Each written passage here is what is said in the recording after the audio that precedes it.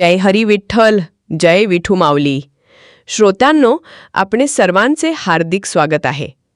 श्रोत्यांनो, तुम्हाला हे माहीत आहे का, एक अशी भक्त होती जिच्यासाठी स्वतः भगवान विठ्ठल घरकाम करायला येत होते.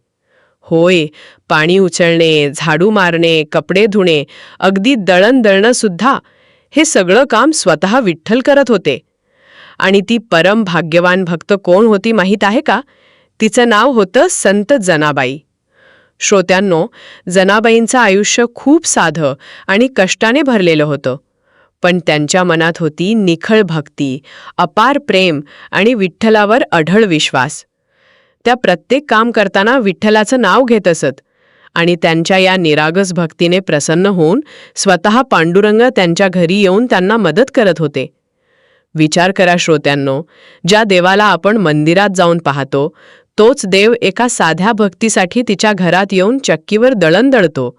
हे ऐकून तुमच्या मनात भक्तीची एक वेगळीच भावना निर्माण होणार नाही का? ही कथा आपल्याला शिकवते की देवाला मोठे यज्ञ, मोठ्या पूजा लागत नाहीत.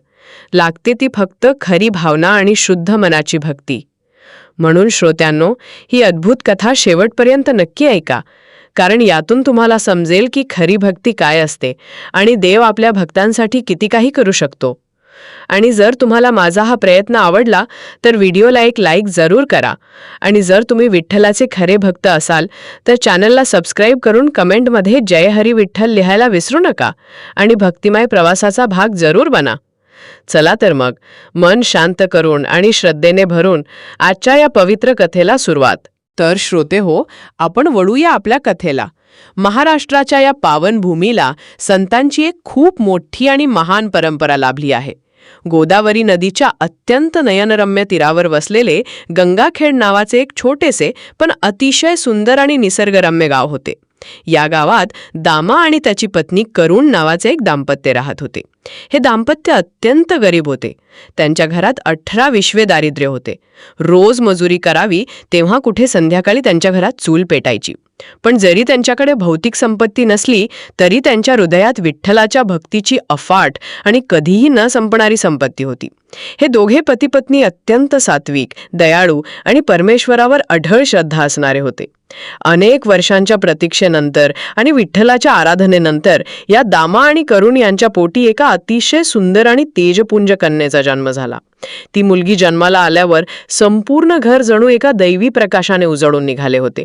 त्यांनी अतिशय प्रेमाने तिचे नाव ठेवले जना. आपली ही छोटी जना जसजशी मोठी होऊ लागली तसतसे तिचे एक वेगळेच रूप आईवडिलांना दिसू लागले. जनाबाई लहानपणापासूनच अत्यंत शांत, समजूतदार आणि विरक्त वृत्तीची होती.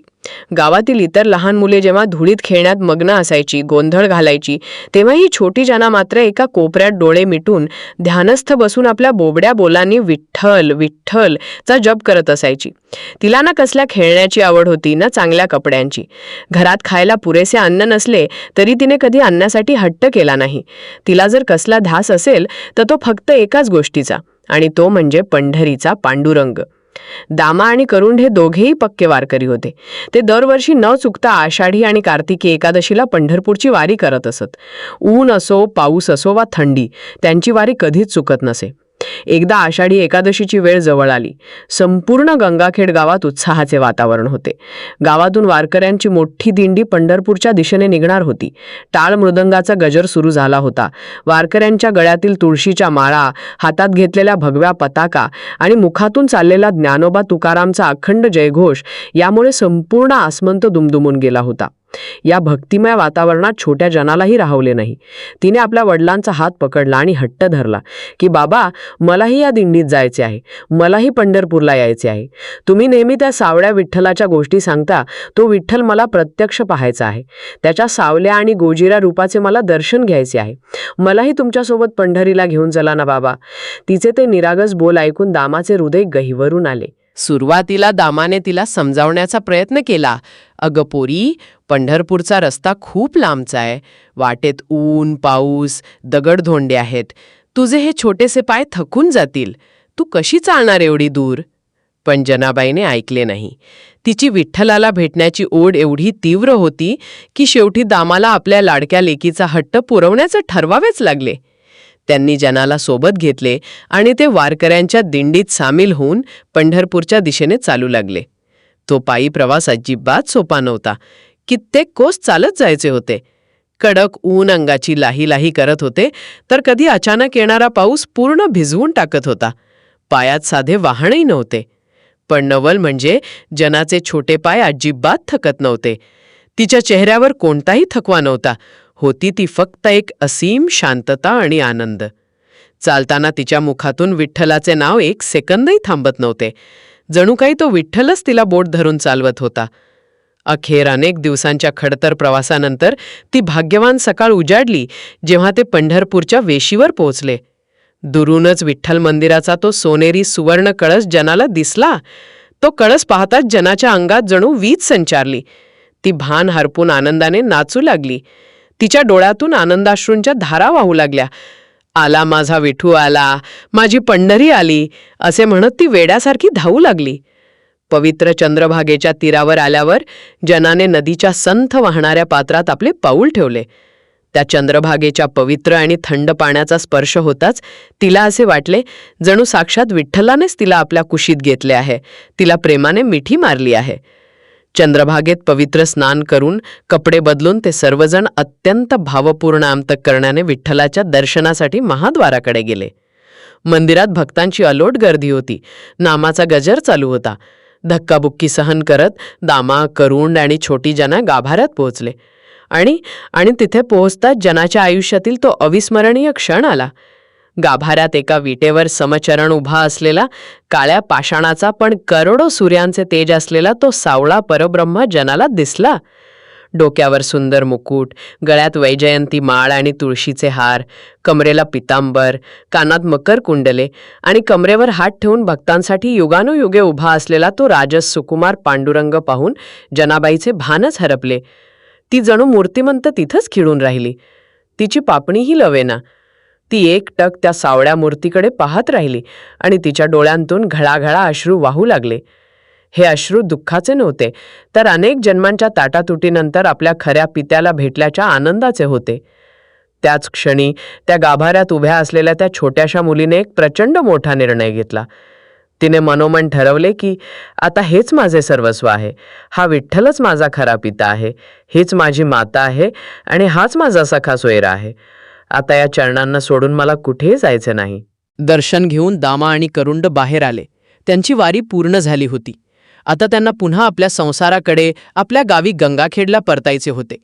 पण जनाच्या मनात मात्र एक वेगळेच वादळ सुरू होते. दामा जेव्हा जनाला परतीच्या प्रवासासाठी बोलवायला गेला, तेव्हा जनाने तिथेच मंदिराच्या पायरीवर बसून रडायला सुरुवात केली.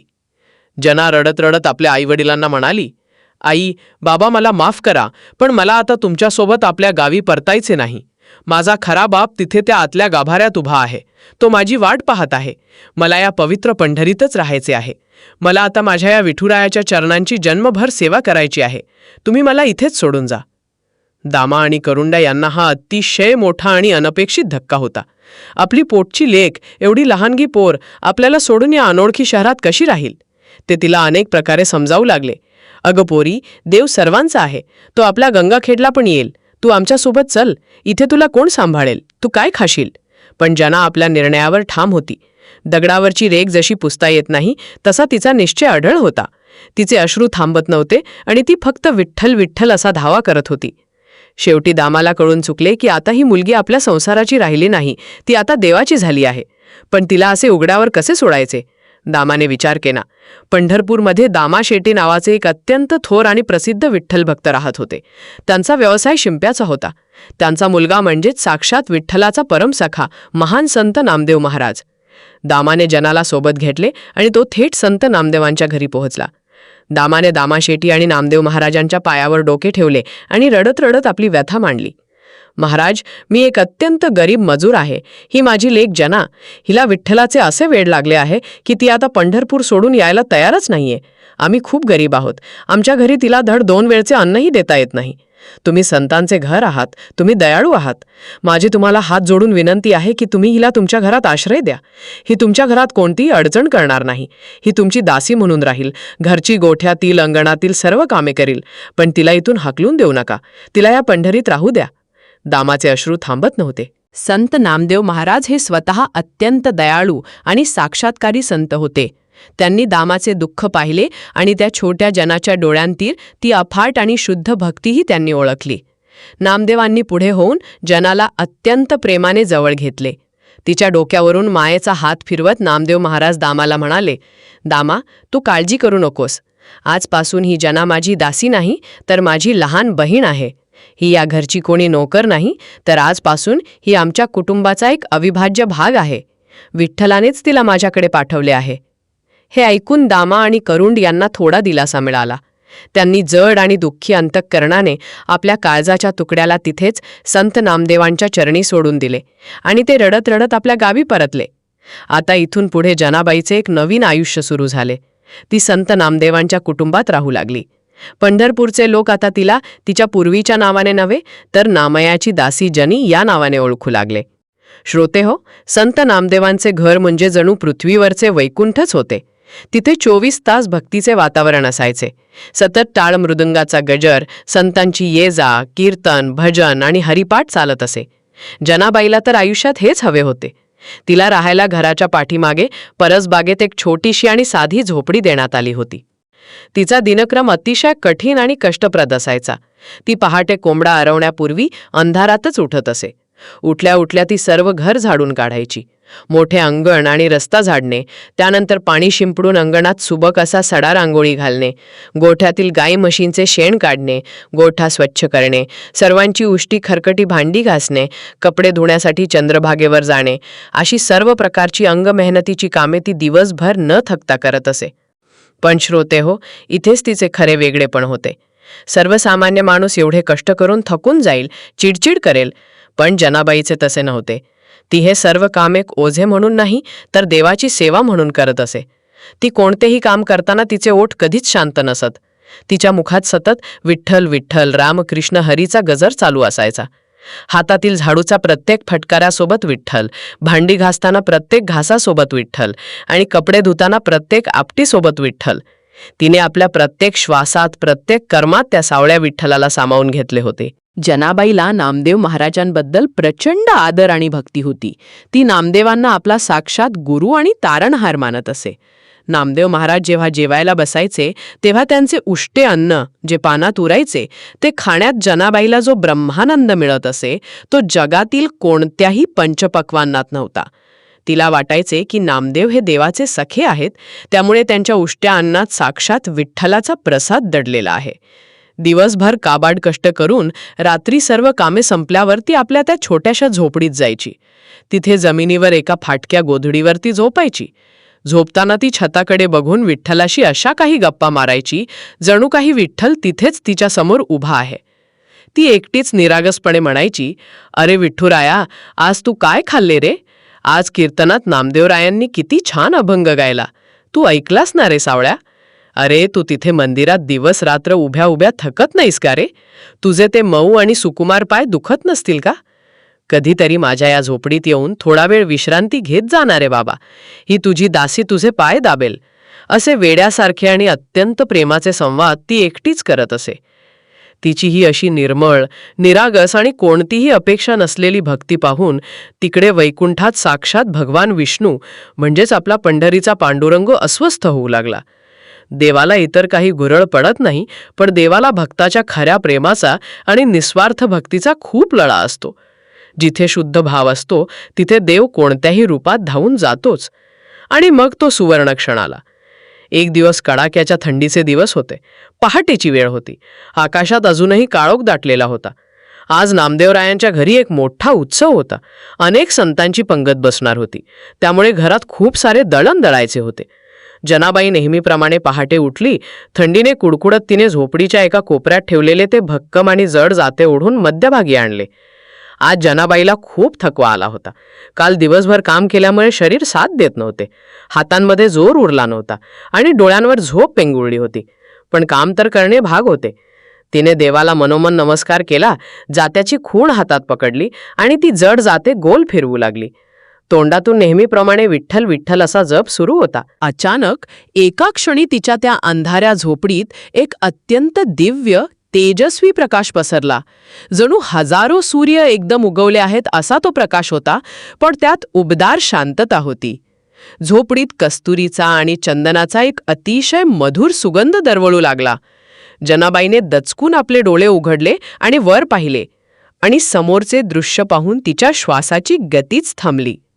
तिच्यासमोर साक्षात तो सावळा परब्रह्म, तो पंढरीनाथ, जिच्यासाठी तिने आपले सर्वस्व, आपले आई वडील सोडले होते, तोच पांडुरंग कमरेवर हात ठेवून आणि गालातल्या गालात अत्यंत गोड हसत उभा होता.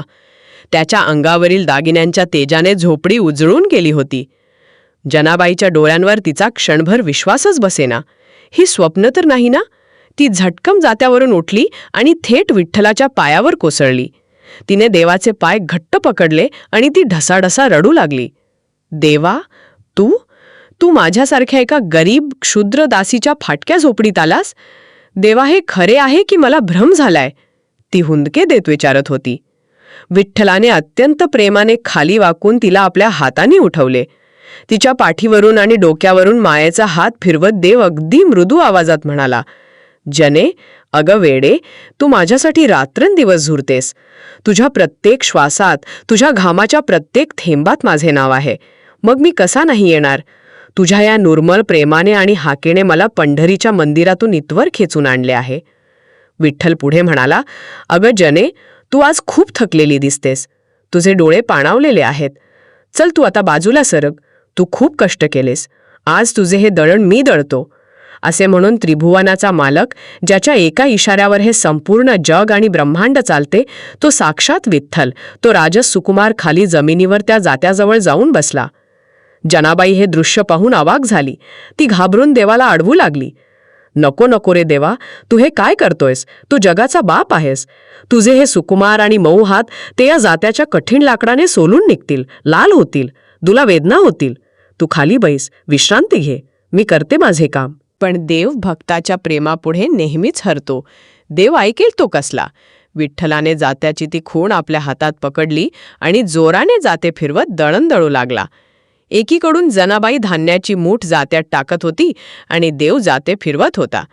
विठ्ठल जात्यावर दळतोय आणि जनाबाई त्याच्या सावळ्या सुंदर मुखाकडे एकटक पाहत प्रेमाने ओव्या गात आहे. असा तो जगाच्या पाठीवरील सर्वात अभूतपूर्व आणि अद्भुत प्रसंग होता. माझ्या विठूचा दरबार, तिथे नाही रे भेदभाव. दासी जनीच्या झोपडीत माझा देव झाला राव. जाते फिरवी माझा सखा, घाम आला त्याच्या मुखा. अशा सुंदर आणि उत्स्फूर्त ओव्या जनी गात होती आणि देव अत्यंत आनंदात हसत हसत दळण दळत होता. दळताना देवाच्या कपाळावर घामाचे बिंदू जमा झाले होते. जनाबाईने अत्यंत मायेने आपल्या फाटक्या पदराने देवाचा तो घाम पुसला. देवाला त्यावेळी जो आनंद मिळत होता, तो त्याला वैकुंठातही कधी मिळाला नव्हता. त्या दिवसापासून श्रोते हो, पंढरपुरात एक नवाच आणि गुप्त नित्यक्रम सुरू झाला. रोज पहाटे जनाबाई उठली की तिच्या आधी विठ्ठल तिच्या झोपडीत हजर असायचा. दोघे मिळून जात्यावर दळण दळायचे. देव फक्त दळणच दळत नव्हता, तर तो जनाबाईला घरातील इतर सर्व कष्टाच्या कामातही मदत करू लागला होता. ज्या देवाची सेवा करण्यासाठी मोठे मोठे ऋषीमुनी वर्षानुवर्षे तपश्चर्या करतात, तोच देव अंगणात जनाबाई झाडायला लागली की टोपली घेऊन कचरा गोळा करायला यायचा. जनाबाई पाणी आणायला गेली की देव स्वतः तिच्या हातातील जड घागर उचलून तिच्या पाठीमागा चालायचा. जगाचा पोशिंदा, विश्वाचा निर्माता, आता एका दासीचा सेवक झाला होता. भक्तीची ताकद किती अफाट असू शकते याचे हे सर्वात मोठे उदाहरण आहे. एकदा असाच एक अतिशय हृदयस्पर्शी प्रसंग घडला. जनाबाई चंद्रभागेच्या विस्तीर्ण वाळवंटात नामदेव महाराजांच्या घरातील कपड्यांचा मोठा ढिगारा धुण्यासाठी घेऊन गेली होती. खूप सारे कपडे होते आणि दुपारचे कडक ऊन डोक्यावर आले होते.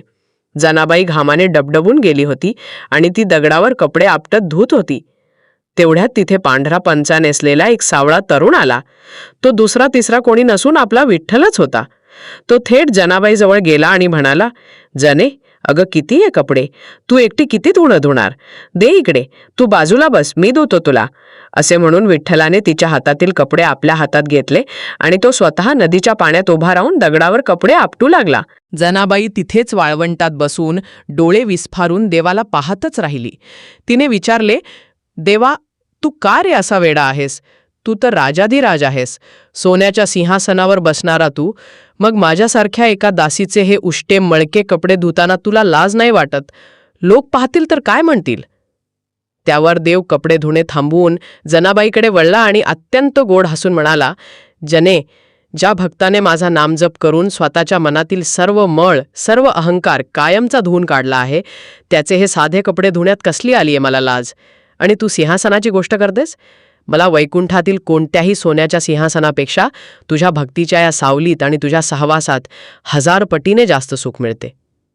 हे देवाचे प्रेमळ शब्द ऐकून जनाबाईच्या डोळ्यांतून प्रेमाश्रूंचा महापूर आला. तिने धावत जाऊन देवाचे पाय धरले.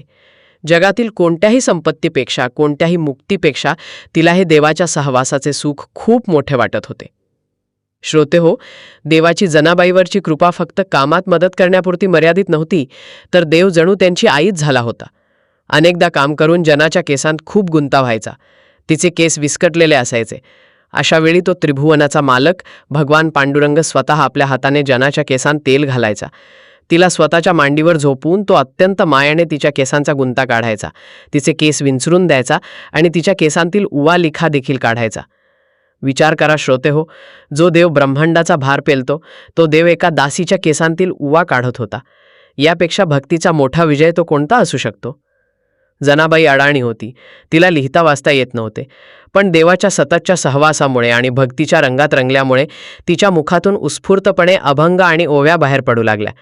तिच्या तोंडातून निघणारे शब्द म्हणजे साक्षात वेदांचे सार असायचे. पण तिला ते लिहून ठेवता येत नव्हते. तेव्हा तुम्हाला माहीत आहे का काय झाले? तो साक्षात रुक्मिणीचा पती देव विठ्ठल स्वतः हातात बोरू आणि शाई घेऊन बसला. जनाबाई मुखाने अभंग गायची आणि देव स्वतः एका लेखकासारखे स्क्राईब तिचे अभंग ताडपत्रावर लिहून घ्यायचा. पण श्रोते हो, जगाचा एक नियम आहे. जगात जेव्हा जेव्हा खऱ्या आणि शुद्ध भक्तीचा उदय होतो, तेव्हा तेव्हा समाजातील काही दुष्ट प्रवृत्ती, काही विघ्नसंतोषी लोक त्याची परीक्षा घेण्याचा आणि त्याला बदनाम करण्याचा प्रयत्न करतातच. जनाबाईच्या बाबतीतही हे जग शांत बसले नाही.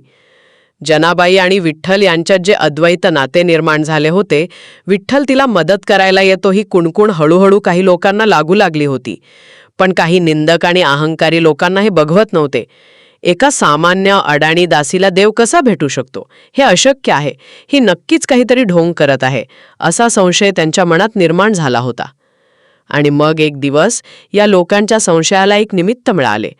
नामदेव महाराजांच्या घरात एक अतिशय दुर्दैवी आणि मोठी घटना घडली. नामदेवांच्या देव्हाऱ्यातील विठ्ठलाच्या मूर्तीवरील काही अत्यंत मौल्यवान आणि जुने सोन्याचे दागिने अचानक रात्रीतून चोरीला गेले. सकाळी जेव्हा हे लक्षात आले, तेव्हा घरात एकच हाहाकार उडाला. सर्व घरात शोधाशोध झाली. प्रत्येक कोपरा तपासला गेला, पण ते सोन्याचे दागिने कुठेच सापडले नाहीत. गावातील काही विघ्नसंतोषी आणि जनाबाईचा द्वेष करणाऱ्या लोकांनी नामदेवांच्या कानात विष कालवण्यास सुरुवात केली. ते लोक नामदेवांना म्हणाले, नामदेव महाराज, तुम्ही इतके भोळे कसे असू शकता? तुमच्या घरात आजवर एवढी वर्षे कधीही चोरी झाली नाही. ही जनी जेव्हापासून तुमच्या घरात आली आहे, तेव्हापासून तिचे वागणे काहीतरी वेगळेच आणि संशयास्पद असते. ती रात्री आपल्या झोपडीत कोणाशी तरी एकटीच बोलते, हसते. नक्कीच तिचे बाहेर कोणाशी तरी सूत जुळले आहे आणि तिनेच तुमच्या घरचे ते मौल्यवान दागिने चोरले असणार, यात काहीच शंका नाही. खरे तर नामदेवांचा जनाबाईवर आणि तिच्या भक्तीवर पूर्ण विश्वास होता. त्यांना माहीत होते की जना असे कधीच करणार नाही.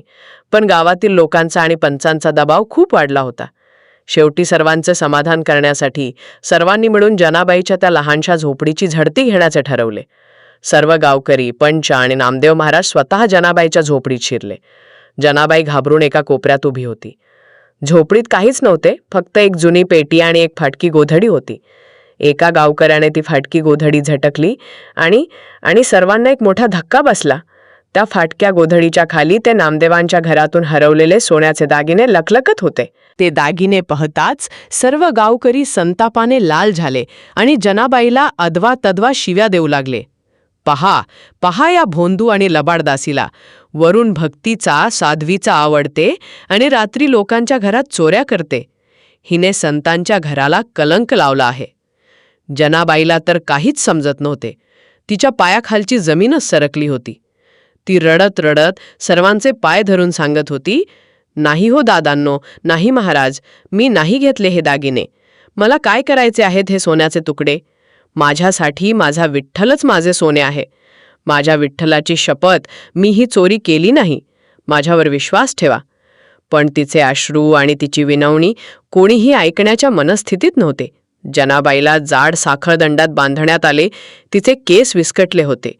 अंगावर मारहाणीचे वळ होते. तिला ओढत ओढत गावाबाहेर सुळाकडे नेण्यात येत होते. संपूर्ण गाव हा तमाशा पाहण्यासाठी जमा झाला होता. कोणी तिच्यावर दगड फेकत होते, तर कोणी शेण. पण अशा या भयंकर आणि मृत्यूसमोर उभा असलेल्या क्षणीही जनाबाईच्या चेहऱ्यावर भीती नव्हती. तिचे डोळे मात्र आकाशाकडे आणि विठ्ठलाच्या मंदिराच्या कळसाकडे लागले होते. ती मनातल्या मनात अतिशय करुण आवाजात आपल्या विठ्ठलाला हाक मारत होती. "अरे विठू, अरे सावळ्या, आज तुझी जनी या जगासमोर चोर ठरली रे.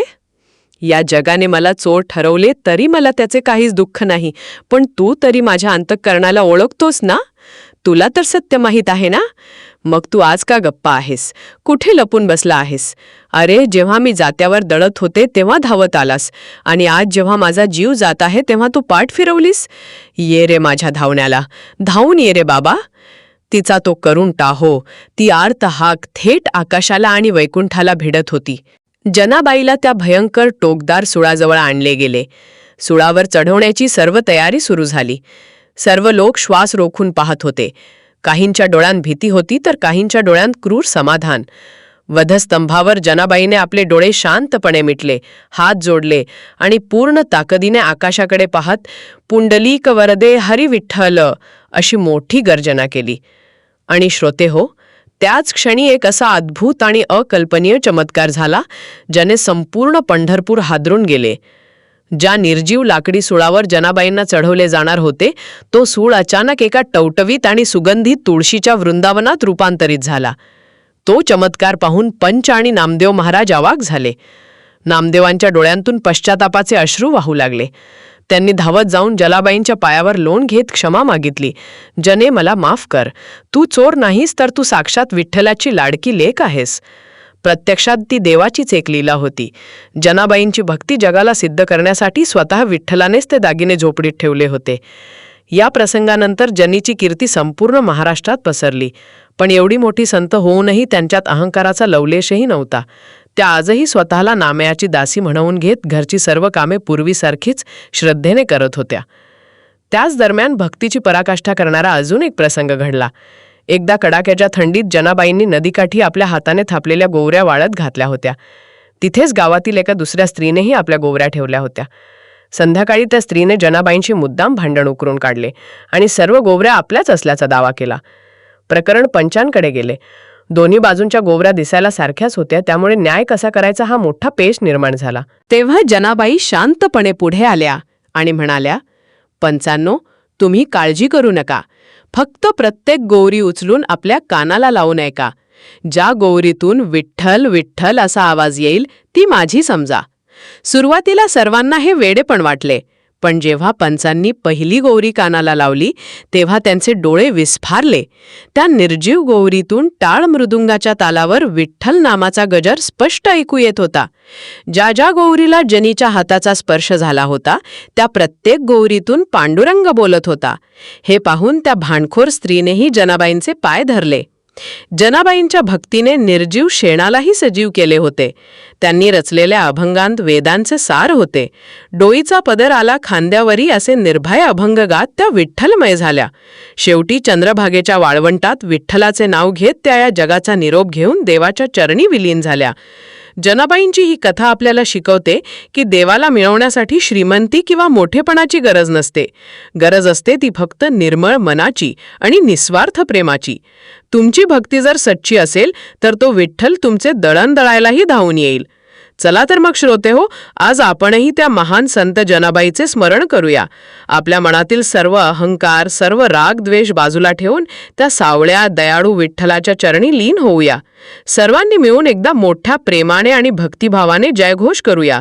बोला पुंडलीक वरदे हरी विठ्ठल, श्री ज्ञानदेव तुकाराम, पंढरीनाथ महाराज की जय, संत जनाबाई की जय.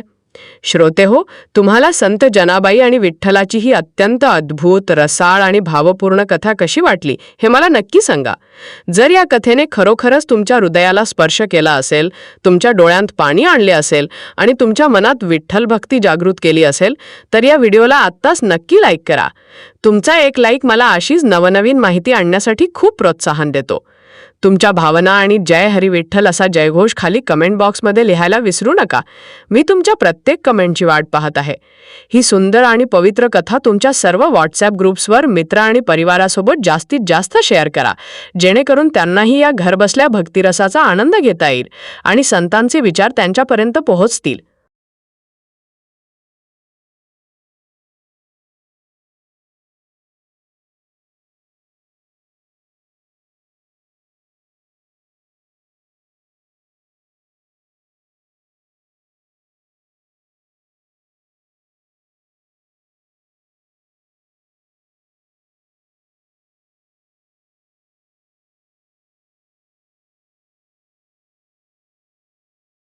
आणि हो, अशाच अनेक हृदयस्पर्शी, ऐतिहासिक, आध्यात्मिक आणि प्रेरणादायी कथा नियमित ऐकण्यासाठी आपल्या या आवडत्या चॅनलला नक्की सबस्क्राईब करा आणि शेजारील बेल आयकन दाबायला विसरू नका. पुन्हा भेटूया अशाच एका नवीन आणि सुंदर कथेसोबत. तोपर्यंत पाहत रहा, ऐकत रहा आणि भक्तीत लीन रहा. राम कृष्ण हरी.